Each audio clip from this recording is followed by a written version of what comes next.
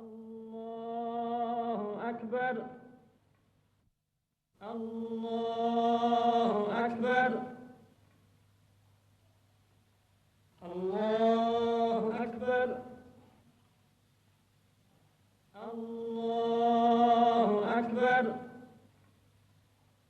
الله أكبر.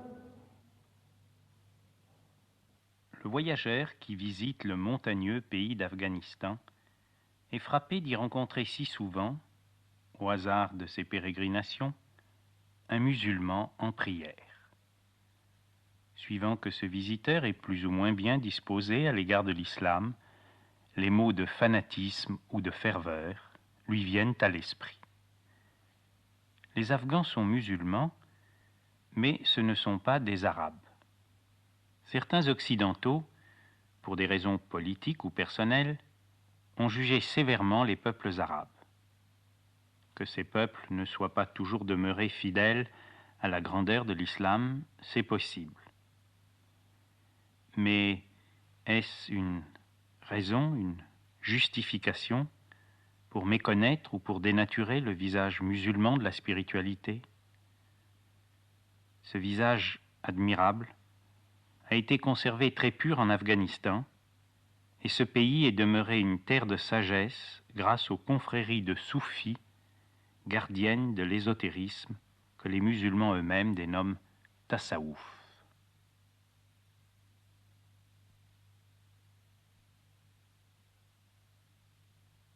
Mais si la foi musulmane se manifeste partout par les 5 prières quotidiennes, ou namaz, le cœur même de l'islam et surtout le soufisme apparaissent comme secrets, inaccessibles, inapprochables.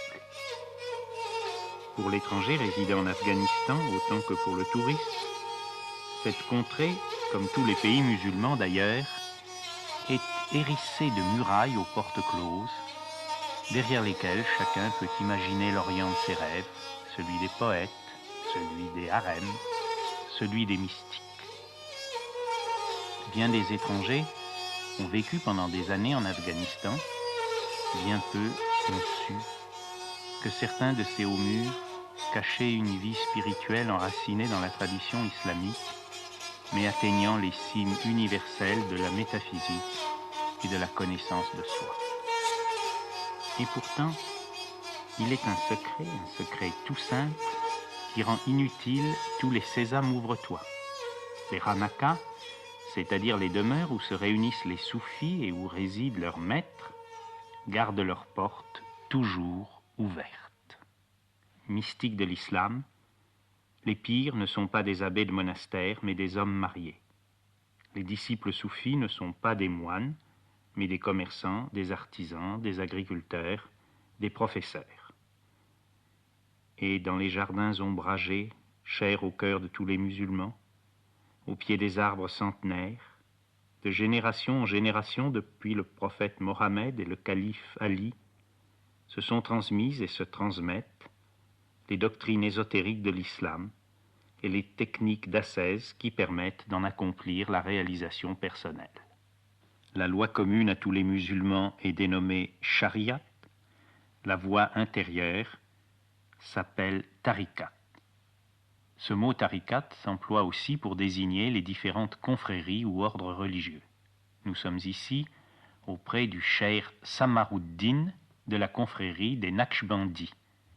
Mais sont aussi représentés en Afghanistan les Qadérias, les Chishtias et les Sohrawardias. Des tariqats soufis, il en a existé, il en existe dans tous les pays musulmans, arabes ou non arabes. Les ranakas, mot persan désignant la maison où se réunissent les soufis, sont toujours construites selon l'architecture traditionnelle. Il ne faut pas les confondre avec les madrasas, c'est-à-dire les universités coraniques où sont formés les théologiens et docteurs de la loi, les mullahs. À travers l'histoire de l'islam, la loi et l'ésotérisme, la lettre et l'esprit, les mullahs et les soufis ont parfois été en conflit. Il ne faut pas en exagérer l'importance. Ce mullah, qui prononce son serment dans une mosquée de Kandahar, est également le chef d'une tariqat Qaderia, donc un maître soufi. Dans l'auditoire qu'il écoute prêcher sur l'exotérisme de l'islam, se trouvent quelques hommes dont l'exigence spirituelle est plus intense que celle des autres et qui ont reçu leur initiation de soufi. Et la porte de la Hanaka s'ouvre dans un des murs de la mosquée, indiquant à tous que le chemin de l'ésotérisme passe d'abord par une forme religieuse traditionnelle. Les soufis, je l'ai dit, ne sont pas des moines. En un sens, c'est l'islam entier qui est un immense monastère avec ses 5 prières par jour.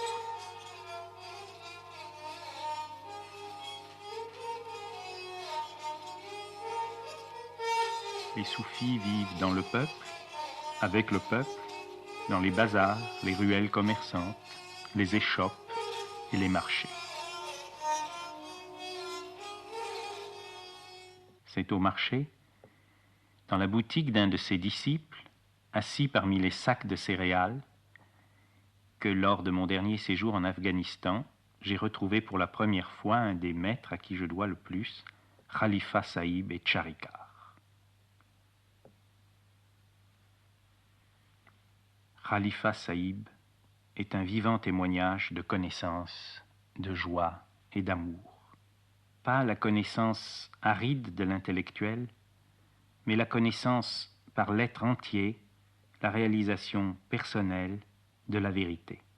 Pas la joie éphémère, dépendante des conditions, des circonstances, et qui fait place si facilement à la souffrance, mais la joie qui demeure, expression de la plénitude. Pas l'amour possessif, jaloux, égoïste, mais l'amour sans limite, infini, universel. Les Hanakas sont souvent construites auprès du tombeau d'un maître soufi, parfois un ancêtre du maître actuel. La plupart des confréries de soufis sont pauvres. Le véritable sens du mot fakir, au pluriel les fokara, c'est tout simplement pauvre. On a parfois donné aux soufis le nom persan de derviche. On les a souvent aussi appelés fokara, les pauvres. Mais autour de Khalifa Sahib et Charikar, la pauvreté apparaît comme une richesse. La richesse de l'être donnée à ceux qui ont renoncé aux richesses de l'avoir, le trésor dont parlait aussi le Christ et que rien ni personne ne peut dérober ou détruire.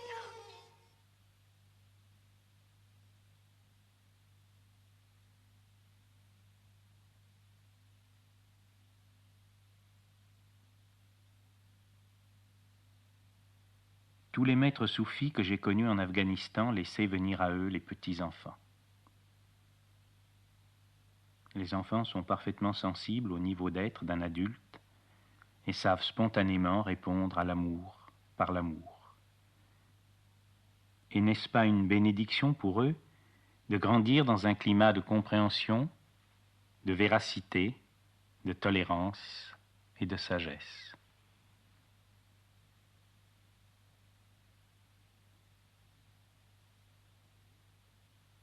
Quant aux adultes, ils s'appellent entre eux des frères. À la Hanaka, tous les disciples travaillent de leurs mains. Tout travail, même le plus humble, le plus modeste, est une occasion de mettre en pratique les enseignements initiatiques. Aux réunions collectives du jeudi soir et du vendredi, qui correspondent pour les musulmans à notre week-end, tous les frères partagent ensemble la nourriture. Ces repas sont pauvres, bien sûr, mais les Afghans savent remarquablement préparer le riz, base de leur alimentation, avec les galettes de blé.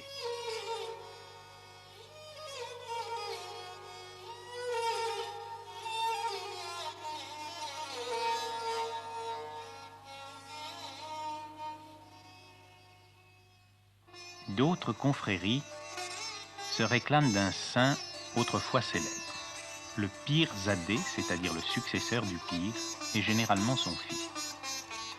Le titre de Pir apparaît donc parfois comme héréditaire, et certaines Hanakas, célèbres depuis plusieurs générations, disposent de moyens financiers importants.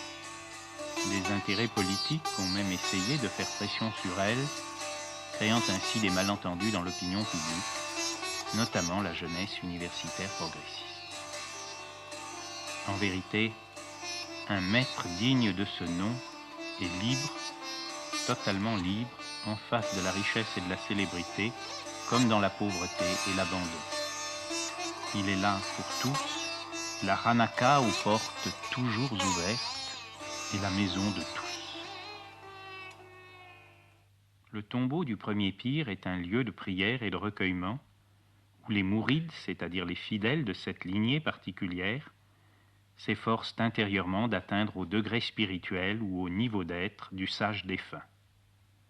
Le vendredi, après la grande prière de midi, c'est la communauté entière qui se réunit dans la salle du mausolée, mais à toute heure du jour, toute la semaine, des disciples viennent ici pratiquer leurs exercices d'ascèse ou wazifa.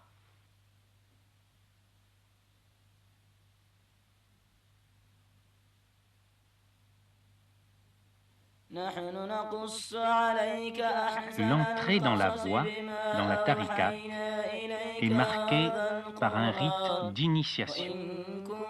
Le pire est d'abord entouré seulement de 2 disciples anciens pour la lecture de certaines sourates du Coran.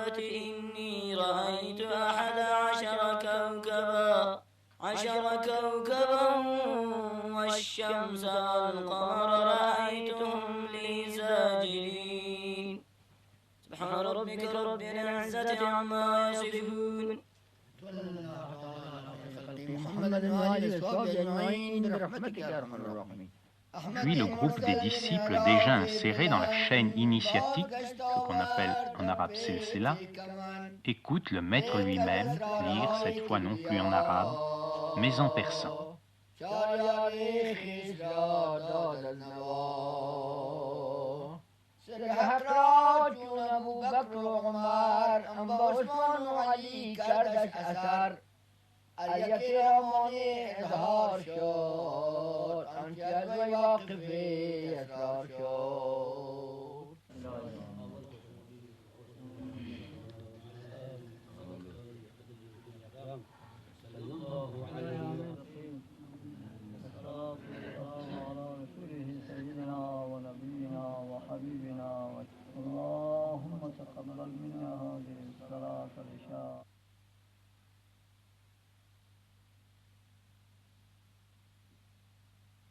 Alors vient l'instant solennel de la transmission de l'influence spirituelle ou baraka.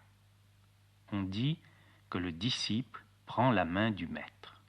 Il accepte son autorité et le pire le reconnaît comme son fils.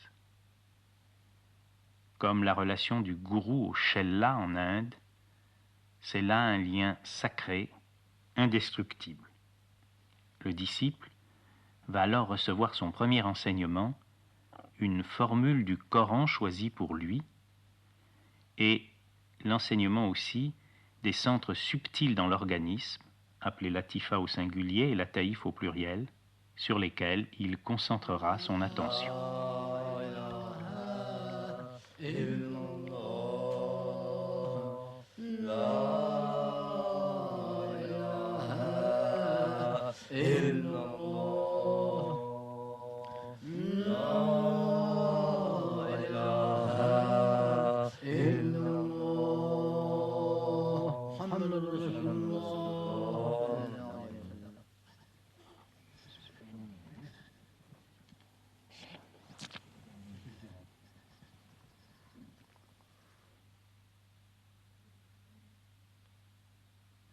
D'autres transmissions auront lieu au fur et à mesure de la progression du disciple.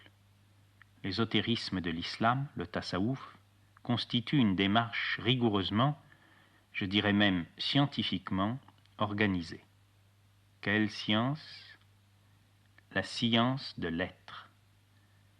Comme le célèbre yoga hindou, le tasawwuf est fondé sur des certitudes en matière de psychosomatique, des certitudes précises et bien prouvées, et sur la connaissance des plans subtils de la manifestation universelle, et de leur correspondance dans le microcosme humain.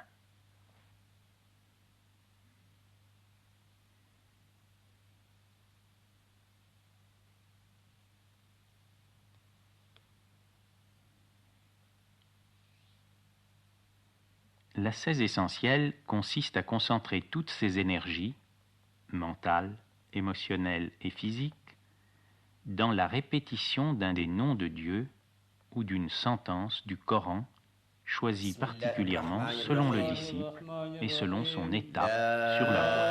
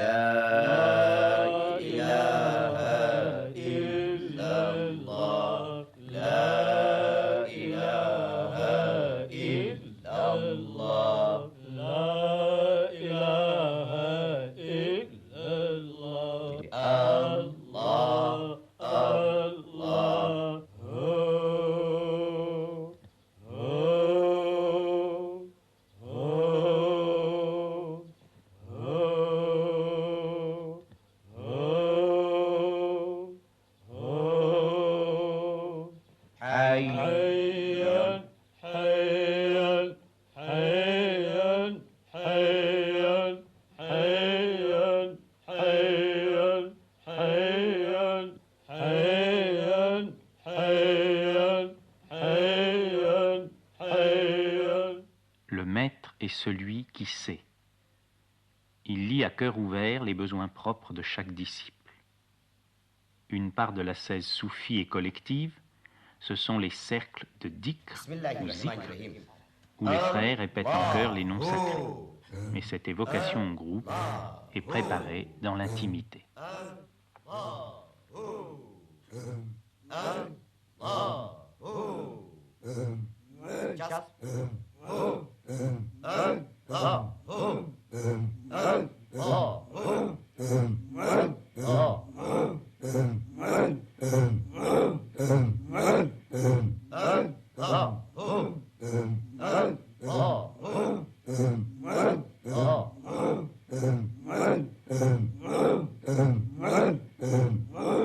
Bismillahirrahmanirrahim. Allah, Allah, Allah, Allah, Allah,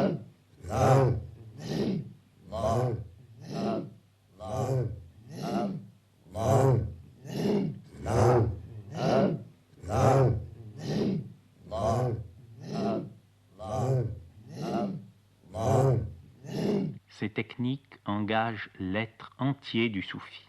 Elles font appel à une science approfondie de la respiration et du contrôle de l'énergie. Il faut un entraînement méthodique prolongé pour en acquérir la maîtrise parfaite.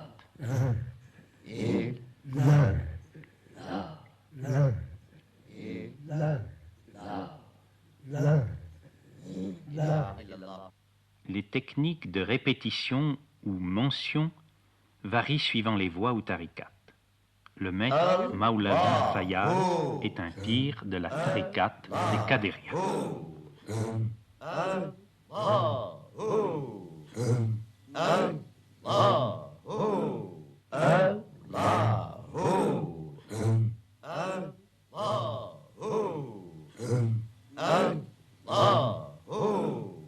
Comme toutes les disciplines spirituelles, la répétition d'un des noms de Dieu ou d'une affirmation de la foi demande une extrême vigilance. L'attention se porte successivement sur les différents centres subtils, latifa, et cette attention soutenue est garante de la maîtrise que le disciple conserve et doit toujours conserver sur lui-même.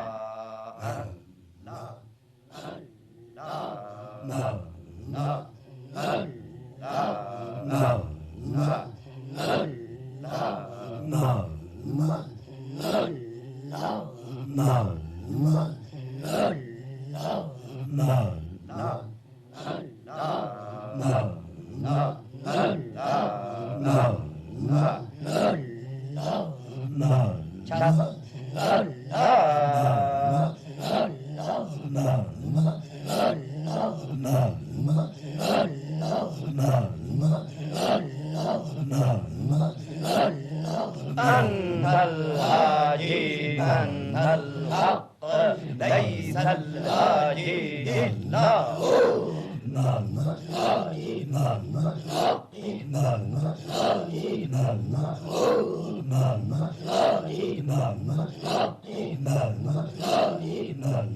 الله الله الله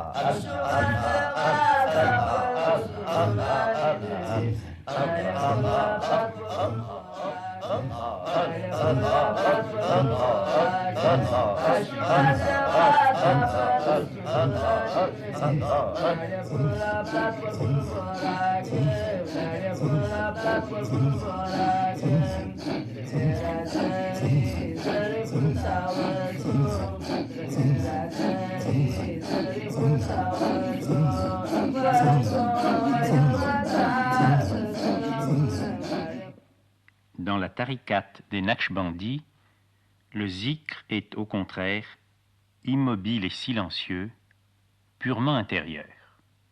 Les principes cependant sont les mêmes.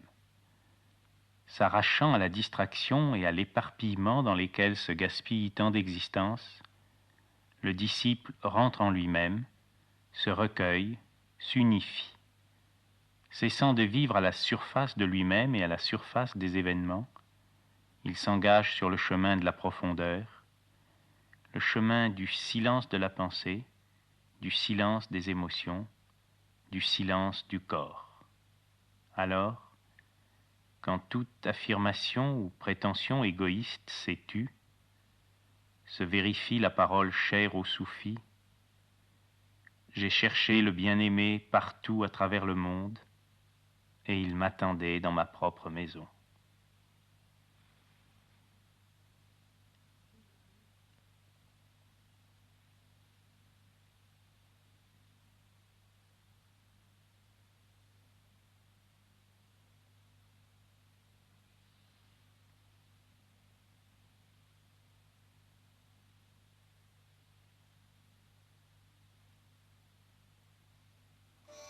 Si une part de la 16 soufis est un secret entre le maître et le disciple, l'autre part se vit en cœur, en communion avec tous les frères. Le soufisme est une voie d'amour, non seulement amour de Dieu, mais amour des autres hommes, de tous les autres hommes, même les non-musulmans. Que de fois depuis des années, j'ai partagé avec ceux qui me considéraient comme un frère, ceux que je considérais comme des frères, le tchaï et sable, le thé vert, le thé brûlant qui désaltère mieux que toutes les boissons glacées. Nous sommes vendredi, le jour de repos des musulmans. La communauté réunie accomplit la deuxième des 5 prières quotidiennes, ou namaz.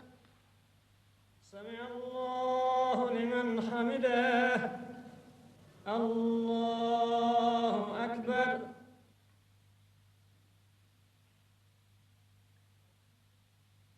الله أكبر الله أكبر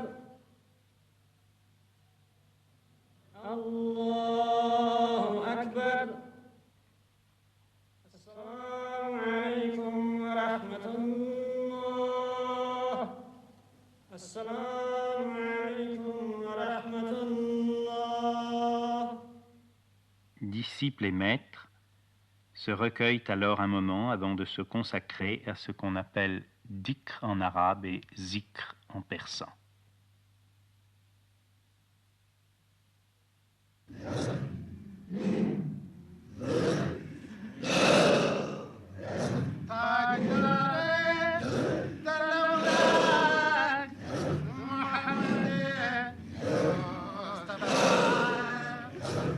Les frères sont groupés en un cercle à l'extérieur duquel se tient le maître de la confrérie.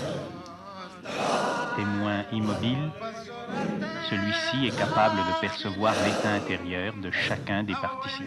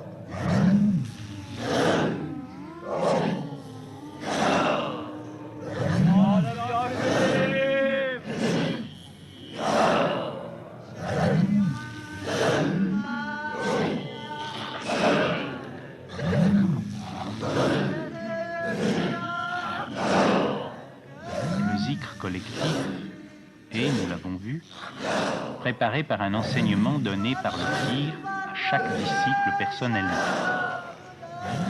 Dans le cercle de zikr, comme dans le cœur des moines, les individualités séparées s'effacent.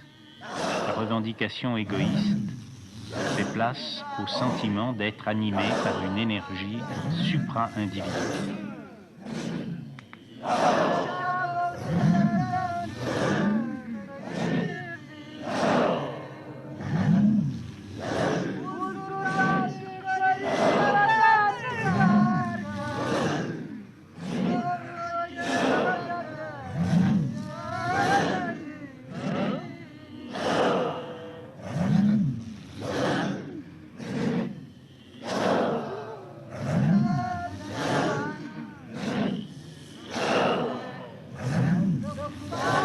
Les affirmations du Coran ou les noms de Dieu qui sont prononcés, répétés, ont pour le cœur autant que pour la pensée du soufi une richesse de contenu que ne peuvent éprouver ceux qui ne comprennent pas l'arabe et n'ont pas grandi dans la tradition musulmane. À cette invocation, toutes les fonctions, toutes les énergies du soufi participent consciemment. C'est une forme de prière qui engage l'être entier du disciple et qui prend appui sur des techniques respiratoires et des techniques d'émission de la voix extrêmement rigoureuses.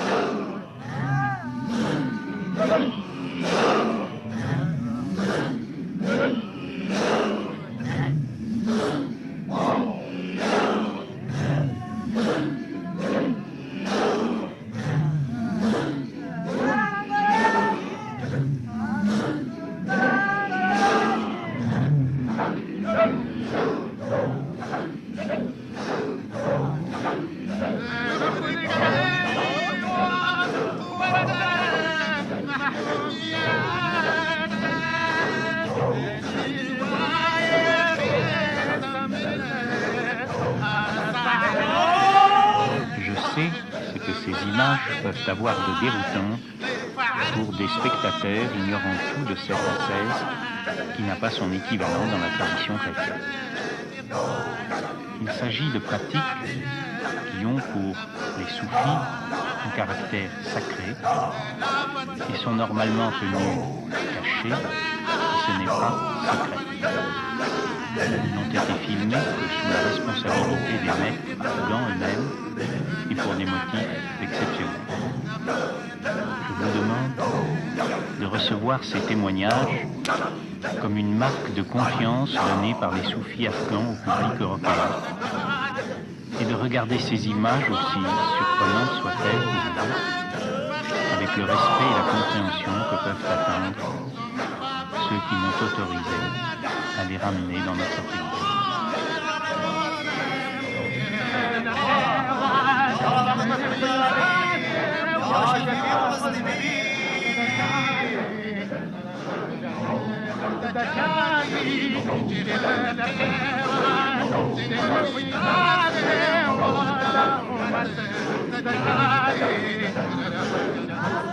Le rythme s'accélérant, la présence présence et la vigilance du pire sont encore plus actives afin de contrôler que chaque participant, même parmi les plus novices, conserve la parfaite maîtrise de lui. En vérité, si la maîtrise technique du zikr n'est pas totale, le candidat imprudent aboutirait vite au coma ou à la syncope. Or, j'ai été témoin de nombreux zikrs comme celui-ci, durant parfois des nuits entières, et je n'ai constaté qu'un seul cas de perte de contrôle de soi-même, et encore pour 1 à 2 minutes seulement. Au moment où un observateur non averti pourrait se tromper et croire que les derviches sont emportés par des énergies déchaînées, il suffit d'1 ou 2 paroles prononcées tranquillement par un maître pour que le rythme rapide s'arrête en quelques secondes et que les disciples reprennent calmement une autre invocation sur un rythme lent et mesuré. Celui qui participe au zikr de façon juste est situé à un plan de conscience qu'un spectateur non engagé ne peut même pas soupçonner. Au cœur du mouvement effréné, il fait l'expérience de l'immobilité, il est l'immobilité. Au cœur du vacarme, il fait l'expérience du silence, il est le silence.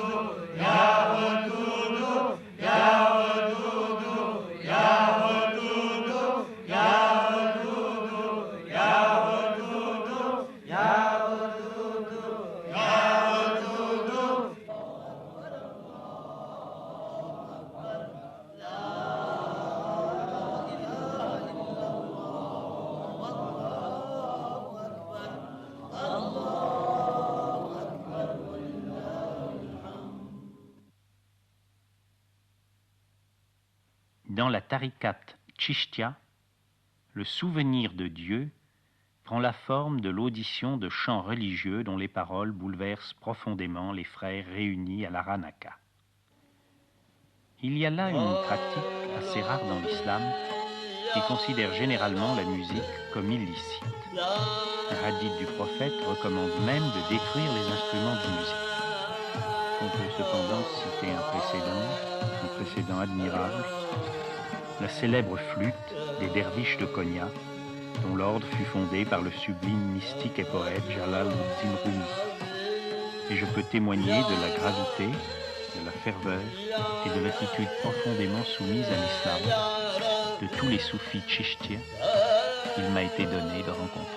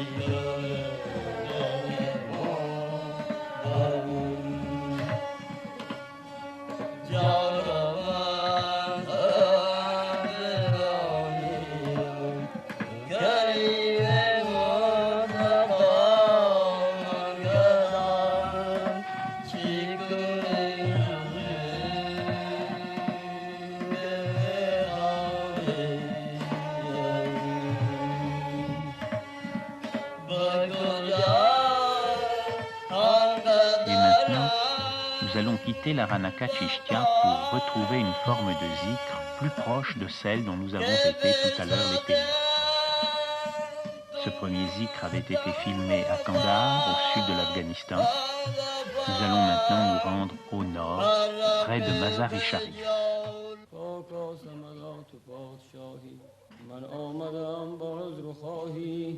نومید مکن منو همرا الهی پاکا سمدا گنهگاریم جز درگه تو دری دیگر نداریم ما روی نیاز با کیاریم ما روی نیاز با تو آریم عفو از کرمت امیدواریم تکبیر تو بر زبان برانیم بسم الله الله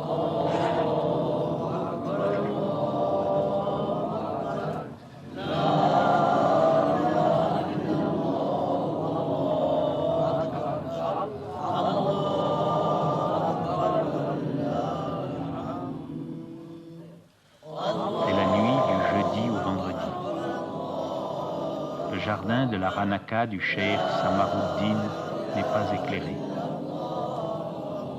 Dans la pénombre d'une nuit d'Orient, quelques musulmans, appelés-les fakirs, derviches, soufis, fidèles à 14 siècles d'islam, accomplissent le grand mystère,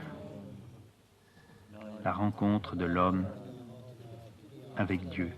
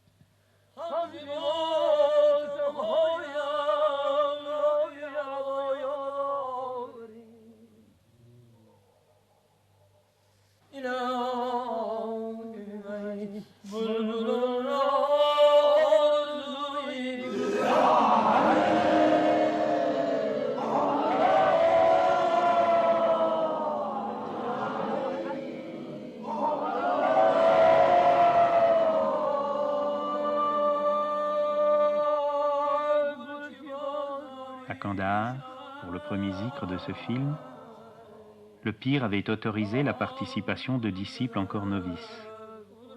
Cette nuit, seuls sont réunis des soufis consacrés depuis des années à la vie spirituelle. Nous sommes là, au cœur de l'Afghanistan, au cœur de l'islam, au cœur du tasawwuf.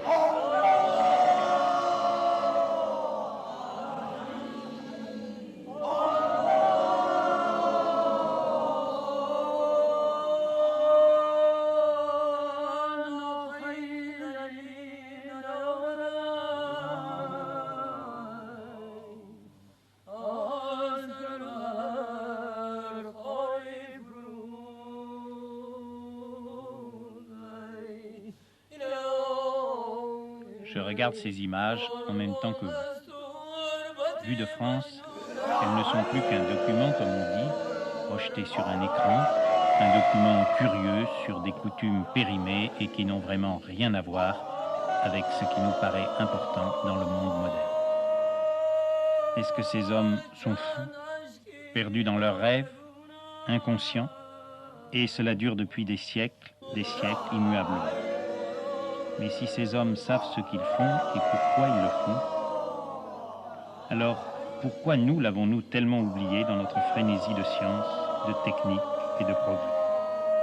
Est-ce ceux qui ont fait fausse route, ou bien est-ce nous qui avons perdu une dimension essentielle de l'existence? On veut changer la vie.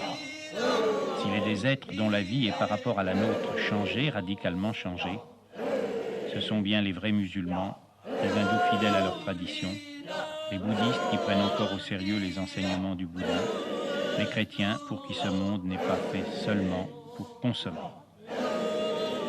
De tels films ne démontrent rien, ne prouvent rien, ne peuvent rien prouver d'ailleurs, mais en regardant avec vous ces images, je dis que ces films posent tout de même une question. Être ou ne pas être, voilà la question.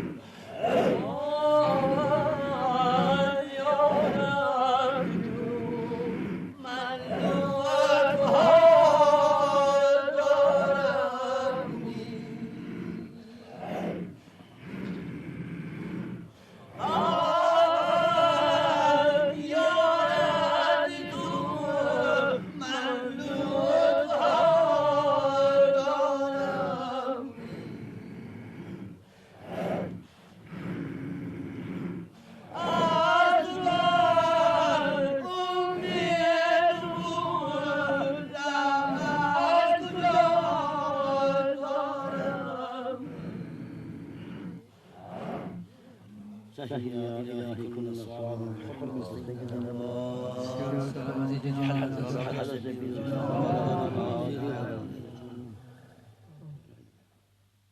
Dans la tariqat Naqshbandi, le zikr est accompli silencieusement. Après la prière à la mosquée, les mourides, c'est-à-dire les disciples, se réunissent autour de leur pir dans une salle spécialement consacrée, où ils peuvent d'ailleurs se rendre individuellement à n'importe quelle heure du jour pour la rentrée en soi-même, le recueillement et la prière. Recueillement que certains Naqshbandis facilitent en se recouvrant entièrement avec la grande pièce d'étoffe qu'ils portent sur leurs épaules.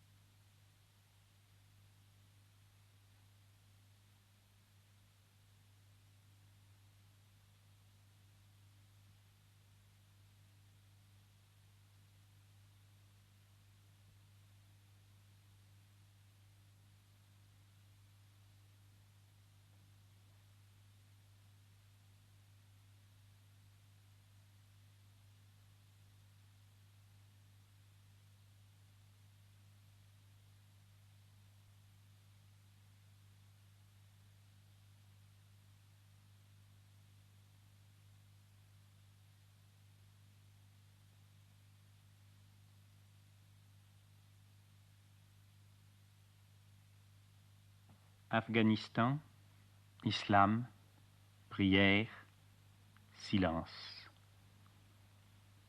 Le message d'amour et de tolérance du soufisme, fidèlement transmis depuis 14 siècles, est venu jusqu'à nous. Jusqu'à nous, occidentaux, qui recueillons aujourd'hui l'héritage spirituel de l'Asie, au moment où les pays d'Orient s'en détournent peu à peu, à mesure qu'ils se modernisent.